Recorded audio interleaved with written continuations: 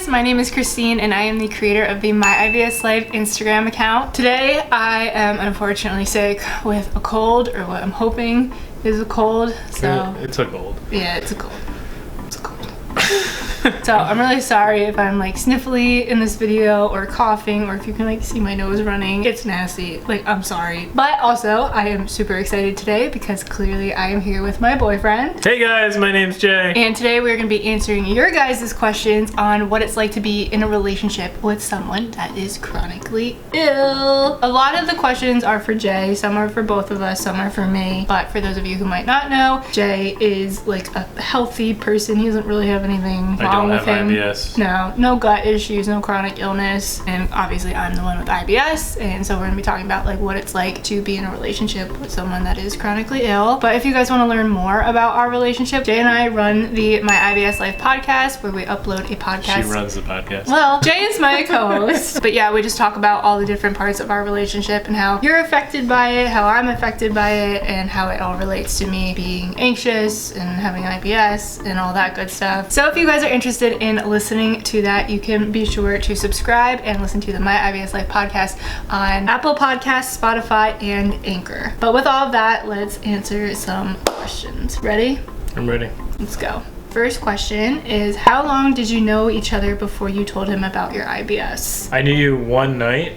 Yeah. Before learning in depth about her IBS. She had this video. So before I met Jay, I had a different YouTube channel. It was really stupid. I wish it never happened. But basically I had a video that was called like How IBS Ruins My Life, and it was one of my most popular videos. She goes into detail, which I'm sure you guys know, about the different things, you know. And so I pretty much knew everything I should do, everything I shouldn't do. Stuff like I shouldn't go out to eat with her. If I want to go out to dinner, whether that's with family or friends. For a date. Even worse is when somebody wants to take me out on a date. She hates it.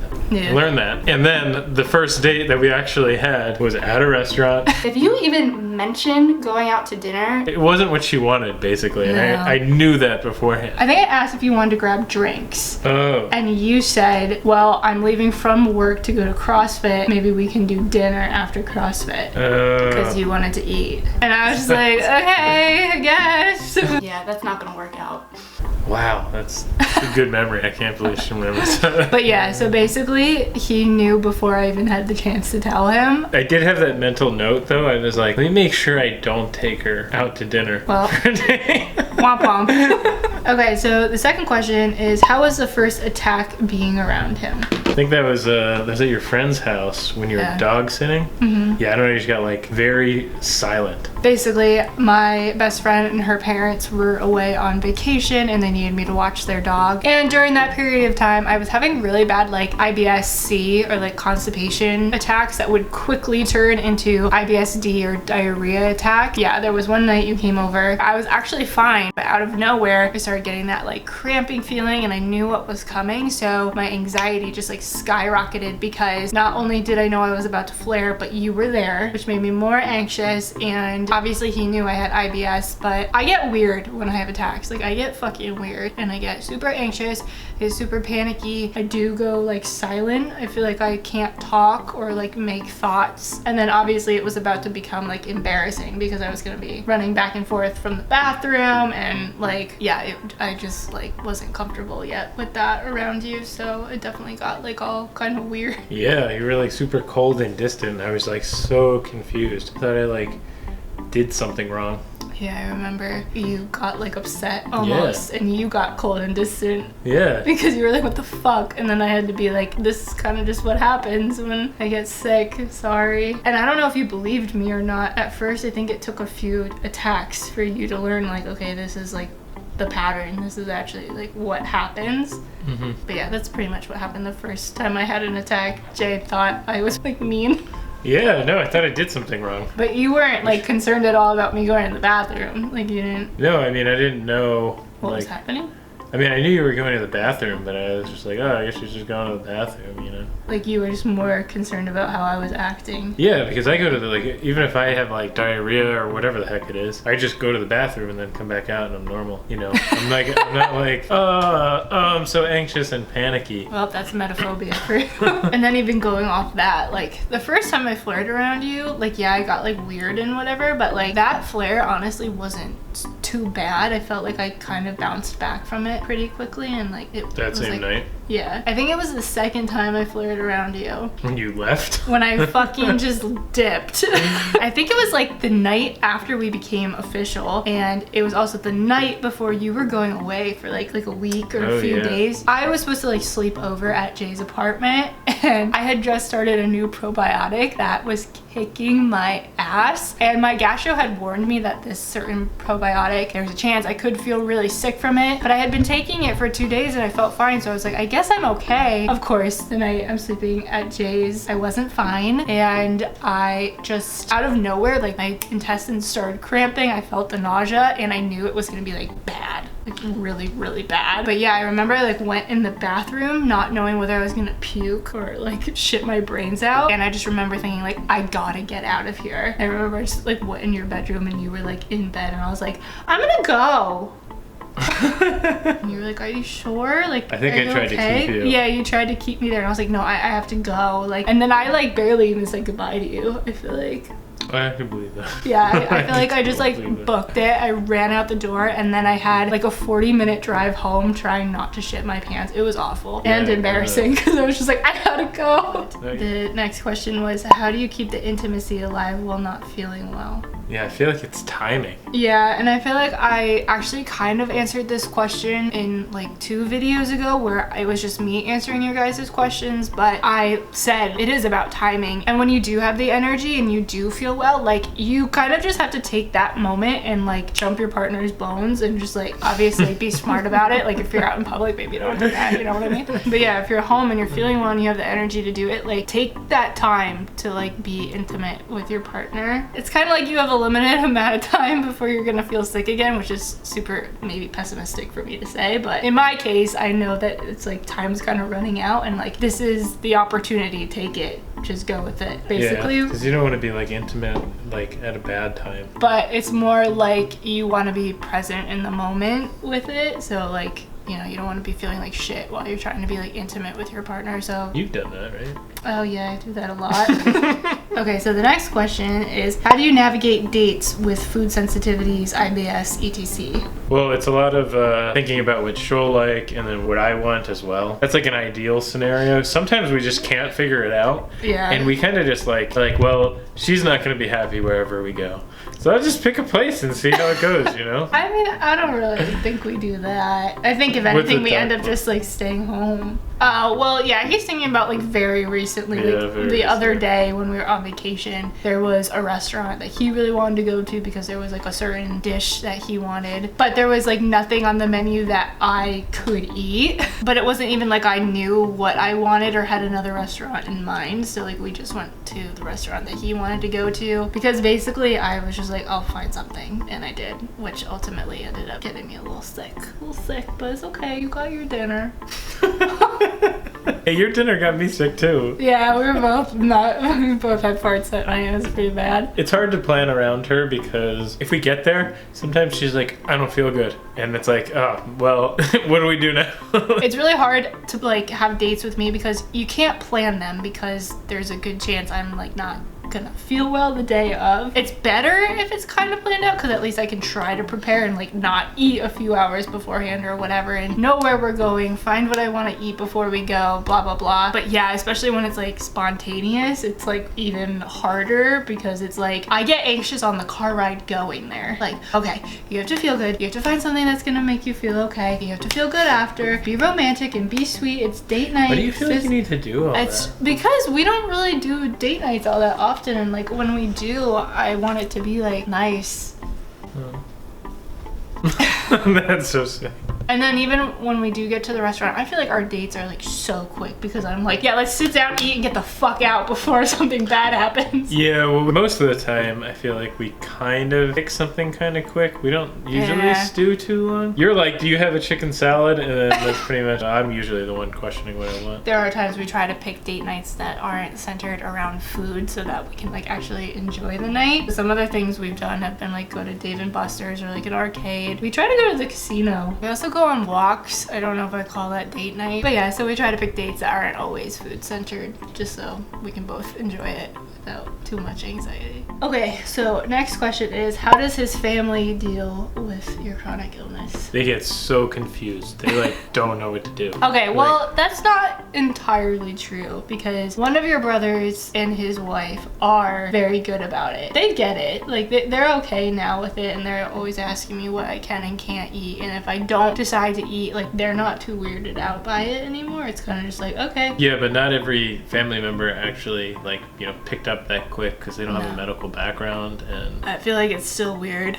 after like a little more than 2 years. For instance, like your grandma, her love language is kind of like giving you food and like trying to make stuff for the family to eat and whatever, and like we always used to go to his grandma's house like every week for like Sunday brunch, and I would always have an empty plate. And I never knew if she took it personally, like if I didn't want her cooking or anything, but I don't think she still fully understands it. She's a like super Italian, like stereotypical grandma that wants to feed the family. Yeah. I mean, has she said anything to you?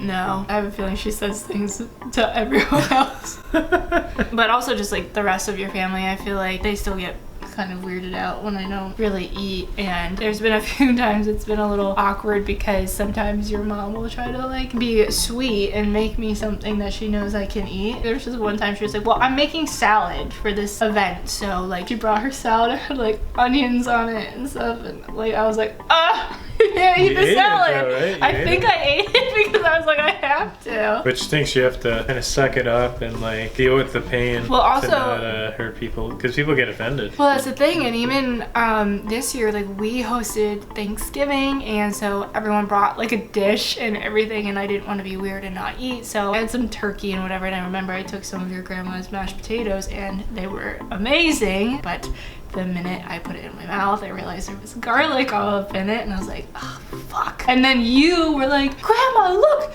she's eating your mashed potatoes. And then like, I was screwed. I had to eat them. Like, I was fucked after that. I got excited. I was like, Grandma's gonna be happy. You know? Oh, God. Yeah, so his family is still a little weirded out by it, and I basically just politely say that I'm not hungry, I'm already not feeling well, and just try to divert like the conversation elsewhere. Okay, so for this question, it just says, how to get comfortable using the toilet when you are together. Example, if you're at a hotel. Like when we were in your apartment, Jay lived in a very small apartment, 1 bathroom. You could hear everything. Even now, we live in a bigger house. We have 2 bathrooms, and I'm still weird about going to the bathroom around you. I feel like I never see you go to the bathroom. Specifically pooping. I don't care if you hear me pee. Like, that's whatever. Like, I keep the door open now. I don't care. Where does it come from? I don't know. Like, it's just, like, embarrassing. I don't know. Like, you don't want to have people think of you as, like, a pooper or something? Almost. Like, I talk all day about how I shit my pants, but when it comes down to it, I don't want you to hear it, you know? So, basically, even when I'm not having an attack, when I'm just, like, going regularly, I, like, go in the bathroom and I turn the faucet on. Like, to this day, I still do that. Like, I know. I'm like, do not listen to me poop. I put the fan on, I put the faucet on. Next question is, do you guys ever rip farts in front of each other and jokingly waft them over? So often. But we don't need to waft them. No. Well, sometimes for mine. Yours are like atomic bombs. Like, they're bad. There was one time I was like stressed out, so I was like taking a bath, and Jay, like, sometimes Jay will just pop in to like say hi or whatever, but Jay comes in, I'm pretty sure he didn't even like say much, silently ripped one and then left and closed the door. And it was probably the worst fart you've ever had. It was so disgustingly bad. Like, I can usually deal with a fart. That was bad. I'm pretty sure I got out of the bath shortly after that because I couldn't deal with it. What about the one that I blamed on Abby? There was a time that we were dog sitting my dog Abby, who's an older dog, so sometimes she has issues digesting things, has bad farts, whatever. And there was one night that there was a really bad smell, and it smelled like an Abby fart. I remember being like, oh my god, was that Abby? And Jay was just like, yeah, like, oh god. And then like months later, he's like, remember that time you thought Abby farted? I farted. That was a bad one. That was pretty rank. But yeah, I mean, we definitely fart around each other all the time now. I haven't held in a fart around you, and so no, I haven't held. I think even in the beginning, I just kind of. No, I think you did for the first few times, but I remember having the conversation with you and being like, you can fart around me, it's fine, like, because then I can fart around you. Yeah. It was early on, and Jay took no time to like fulfill that, because I literally said it, and like he was like sitting on me at the time, like I was like laying down on the floor, my stomach was on the floor, and for some reason he was like sitting on my back. He ripped one right on my back. Like, it within seconds of me saying that, and I regretted it really quick. Okay. And the last question is, does your boyfriend have any tips for any other significant others with partners with IBS? Well, I don't know if you could really make them feel better. Maybe you can help them cook stuff that's better for them. You know, like when I cook stuff for you, it's usually like a chicken salad or pasta with chicken. Yeah, so that's a tip. Learn their safe foods. Yeah, learn their safe foods. I know I can spot like when you're in pain now. Make sure you know how to spot the non-verbal cues, body language and whatnot. Yeah, like when they're flaring, and like Jay used to think I was just like mean and distant when I would flare because I would like shut down, but now he knows like, okay, that just means she's like in pain. Yeah, well, so you're still cold and distant, but if there's like other signs to tell me why you're cold and distant, you know, like you're grabbing your stomach, you're hunched over, and you're far away from me, and it's not because you're mad at me. Yeah. But I can tell you're in pain, and so I usually like can say stuff like, oh, is everything okay? And one thing I find that kind of helps you, when I ask you to like explain it, it seems like you feel a little bit of relief afterwards. Yeah, I mean, it's because a lot of the times for me specifically, my stomach will hurt, but then I get really bad anxiety, which then fuels my pain more. So sometimes when I'm able to just like talk it out and tell Jay like, oh, I'm dying and I'm nauseous and I have to fart really bad, like it's like I'm getting it out into the universe, and then it's kind of like out of my head, and I'm like, I just feel better mentally. Yeah.